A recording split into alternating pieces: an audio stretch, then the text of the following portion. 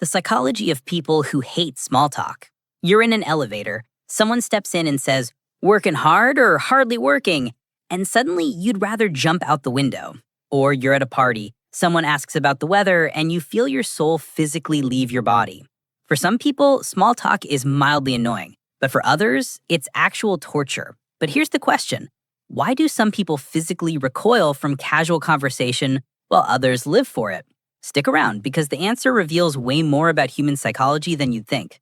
First group, their brain is literally wired to reject it. Neuroscientists found that some people have high need for cognition, meaning their brain craves depth, complexity, meaning.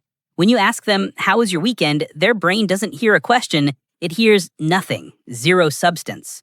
Studies show these people get less dopamine from surface-level chat. Their brain is starving while you're serving empty plates. But here's the twist.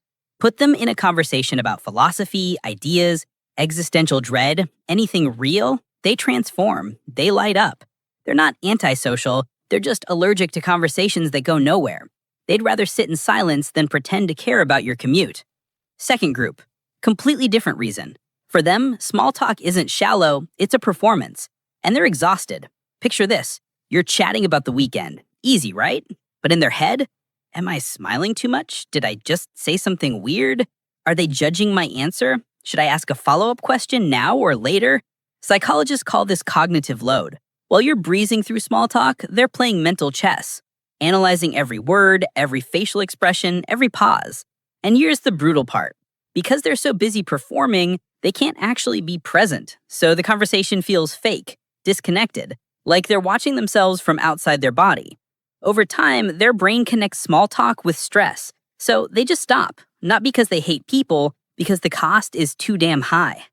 Third group, and this one's wild. They've realized something most people never will, that small talk is a trap. Think about it. Someone says, "How are you?" You say, "Good, thanks," even if you're dying inside. Someone asks about your weekend, you give the standard answer and move on. We've been trained since childhood to follow these scripts. And sure, they're polite, they smooth things over, but they also lock you on the surface forever. You never connect, you never go deep. For people who value authenticity, small talk doesn't just feel boring, it feels like lying. Every empty question, every fake smile, it's a tiny betrayal of who they actually are. Psychologists call this existential authenticity, and for these people, small talk isn't social lubricant, it's a cage. But wait, here's the part nobody talks about. People who hate small talk share one weird trait. They're comfortable with silence, like genuinely okay with it. Most people panic when conversation stops. They scramble for something, anything to fill the void. But these people, silence doesn't scare them, because they figured out that silence is often more honest than small talk. It says, "I don't need to perform for you. I'm fine just existing here."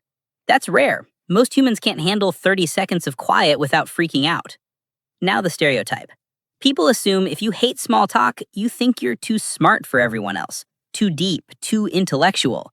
And sure, some people are like that, but most, it's not arrogance, it's the opposite. It's vulnerability. Because small talk is safe. Nobody gets hurt talking about weather. But real conversation, that's dangerous. You reveal yourself. You risk being misunderstood, judged, rejected. So when someone skips the script and goes straight to depth, they're not being superior, they're being brave. They're risking connection instead of hiding behind politeness. And here's the kicker. Hating small talk doesn't mean hating people.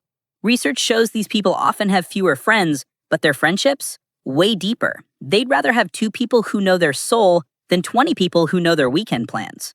For them, small talk doesn't build connection, it prevents it.